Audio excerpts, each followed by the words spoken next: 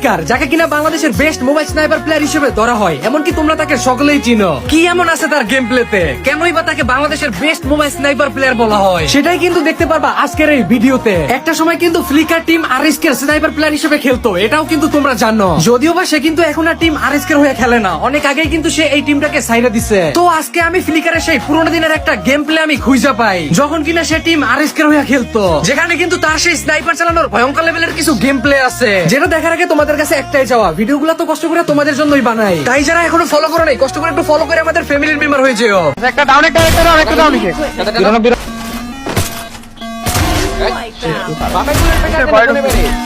আমি তিন পেছন দেন টাকা দেখেন 65 63 নামো নামো 63 আবার কিলো নাও Quadra kill.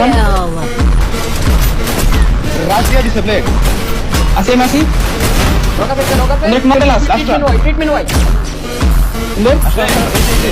চাবা আরে গাইস নাইস গাইস